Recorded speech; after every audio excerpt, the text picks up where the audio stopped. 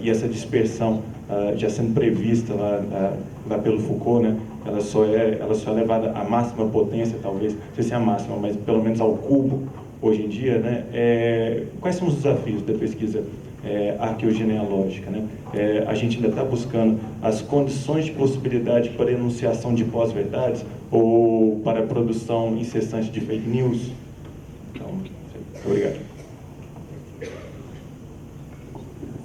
Mais alguém?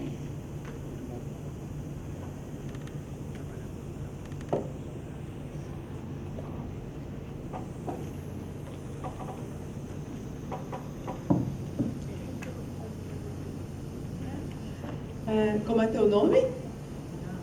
Hã? Ian?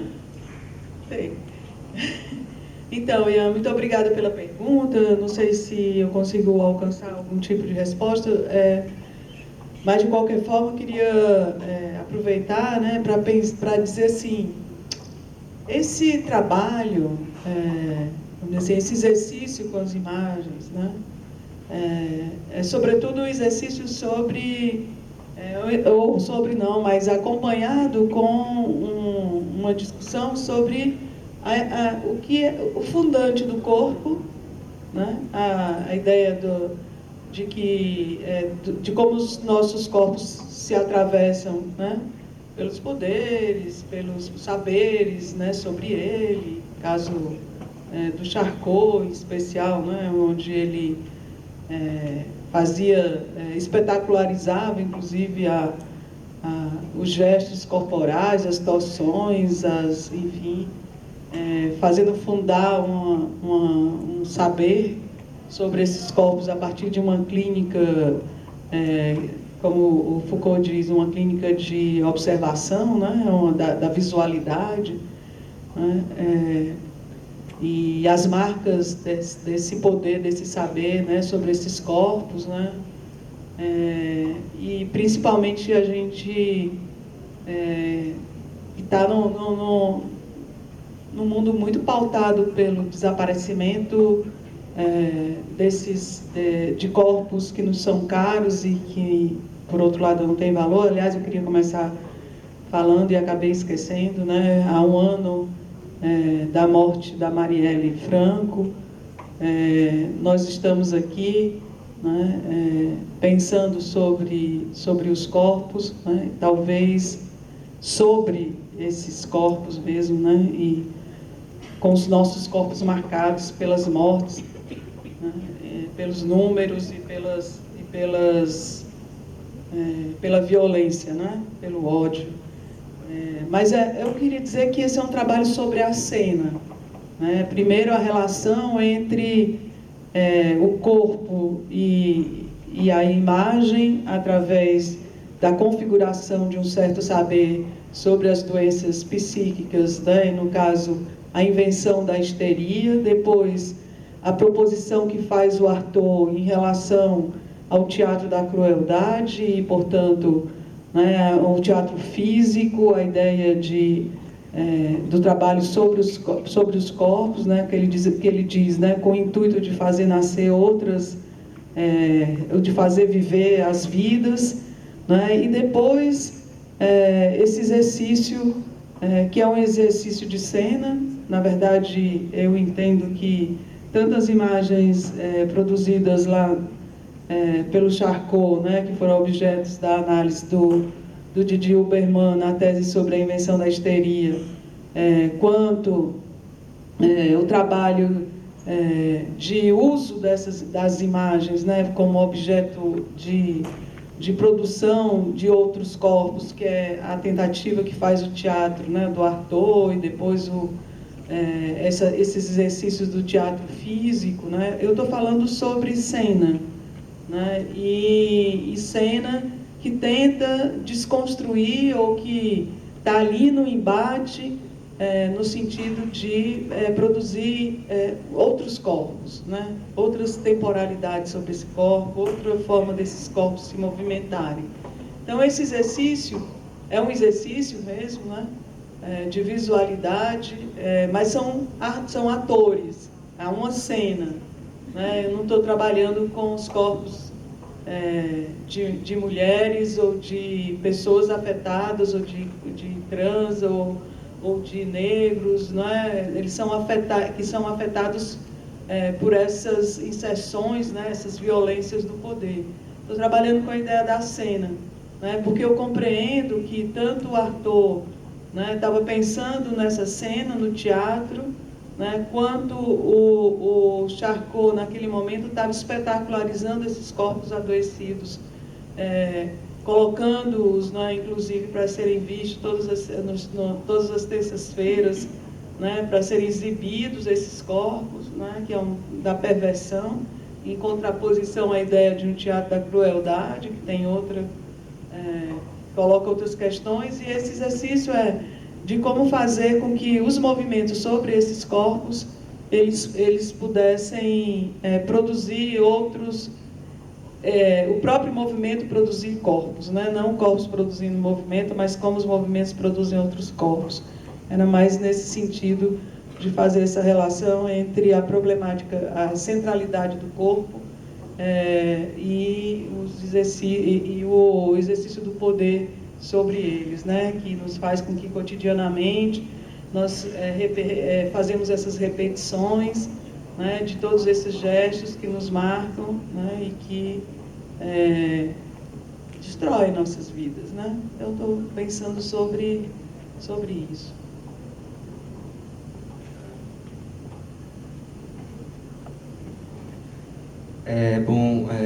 Guilherme eu conheço, perguntou, e a outra pessoa que perguntou, desculpa, qual é o seu nome? Isaura, certo. Então, vou começar pela Isaura, tá bom? A questão que você me fez, te responder de uma maneira muito, muito objetiva, no sentido de que é possível trabalhar com entrevistas, ou você trabalharia com entrevistas? Sim, claro que sim. Existe, entretanto, a gente fala, eu acho, de um local sempre muito específico. Então, assim, eu sou professor de um programa de pós-graduação em psicologia, né, que tem determinadas linhas de pesquisa, determinados modos de trabalhar, e o que eu tenho visto muito, e que é um tipo de pesquisa que certamente tem sua inserção na ordem do saber, tem sua validade, tem seus efeitos, mas não é o modo como eu faço, é que aquilo que é dito numa entrevista costuma ocupar uma posição muito privilegiada na pesquisa, como se o momento em que o sujeito entrevistado falasse, ele falasse na condição de testemunha de uma dada realidade, como se ele estivesse autenticando alguma coisa, como se aquele fosse o momento em que a gente vai ver se a pesquisa é assim ou assado, né? É agora que a gente vai bater o martelo e ver como é que a realidade acontece. Isso é algo que me incomoda bastante, porque do ponto de vista em que eu penso, né, que a gente... E assim, algumas pessoas pensam também dessa forma no programa e procedem com a pesquisa dessa forma. O que é dito por uma pessoa em uma ocasião de entrevista é uma parte, não é, de uma composição grande, que é uma teia de relações de saber e poder. Não significa dizer que o que é dito seja nulo, que o que é dito seja um desdobramento imediato do poder, transparente do poder. Não, o que é dito marca alguma diferença, e essa diferença está de ser levada em conta na pesquisa.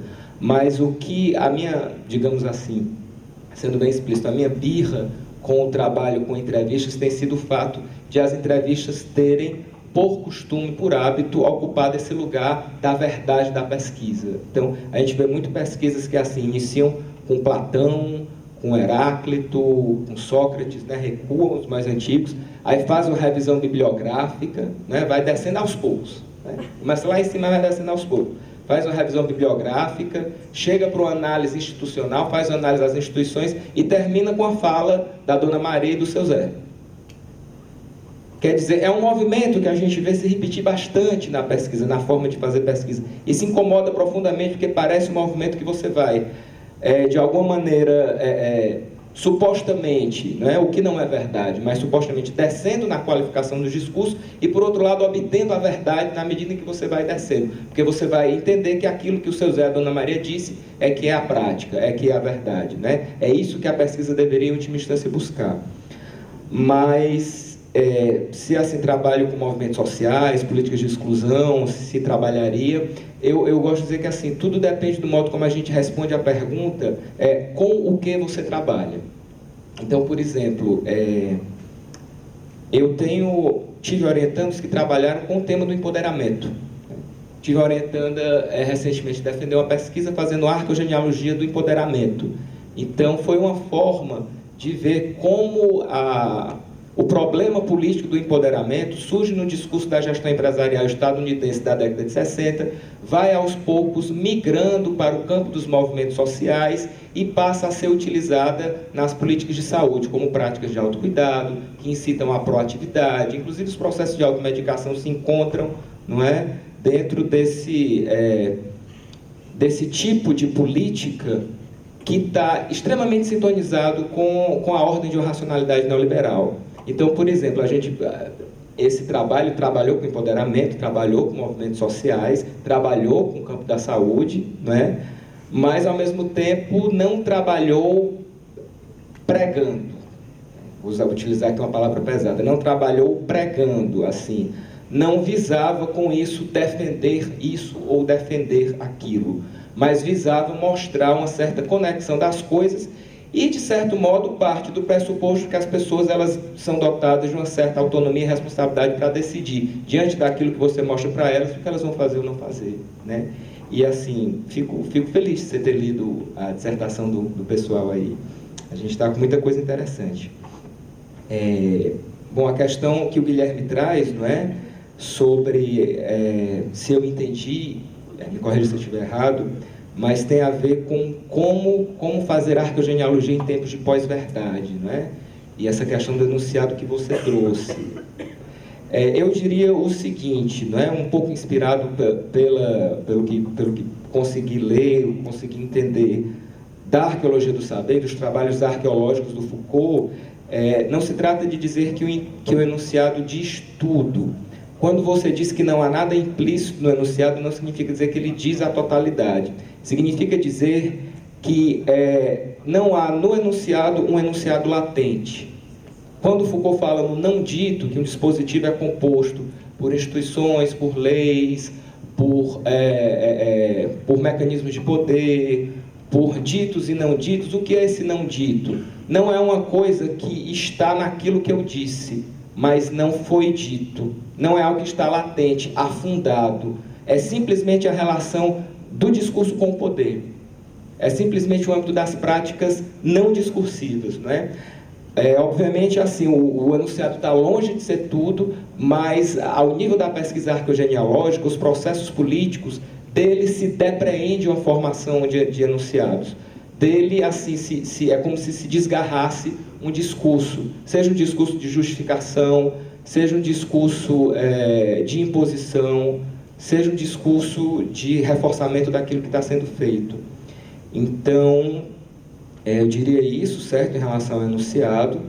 Em relação à questão da pós-verdade, aí eu tenho até medo de ultrapassar mais uma vez o tempo aí, mas me parece, eu estava conversando com o professor Silvio Gadelha, né, que foi meu orientando, uma pessoa muito querida, sobre como a gente tem hoje visto uma explosão dessas questões relacionadas à pós-verdade e como boa parte da literatura que traz, inclusive essa noção de pós-verdade, traz um sentido meio saudosista, como se dissessem, veja aí o que é que esses pós-modernos fizeram, veja aí o que é que esses pós-estruturalistas fizeram. Destruíram com a noção de verdade, destruíram com a noção de fato, destruíram com a noção de história, né?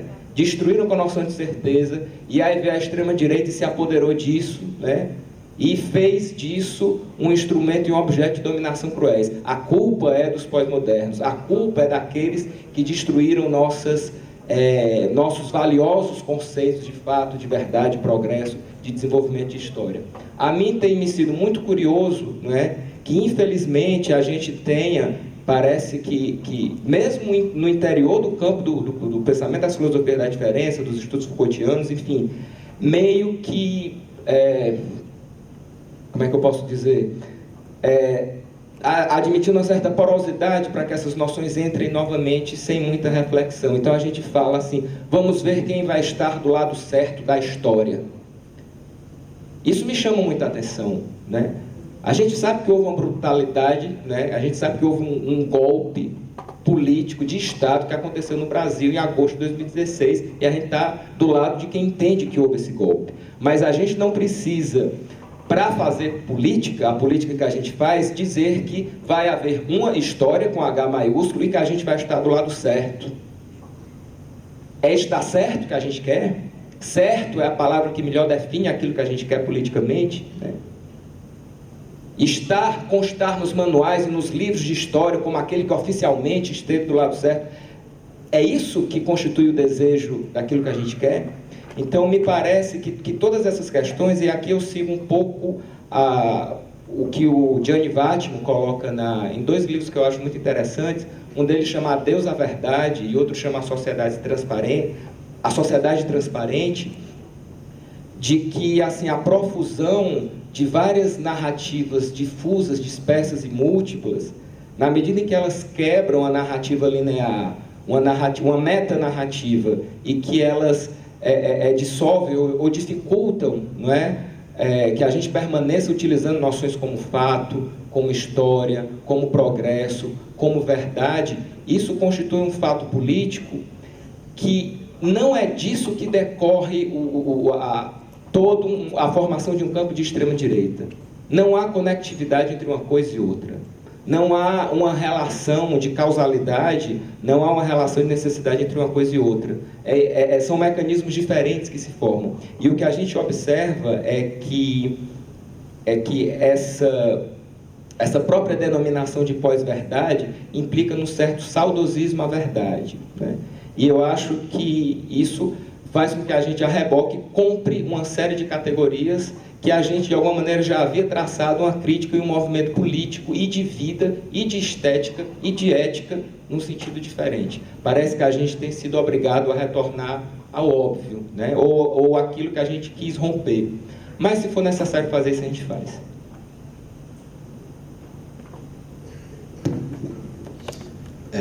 Bom, agradeço mais uma vez os palestrantes e todos os presentes. Infelizmente, não vamos ter que interromper agora essa parte. Eu sei que teriam mais coisas para serem ditas. E eu gostaria de convidar a todos, dando prosseguimento às atividades. Lá fora vai haver agora uma apresentação de poesia. E depois, a palestra do professor Silvio Gadelha e, em seguida, do professor Peter Paul Pelbar. Obrigado. Uma salva de palmas.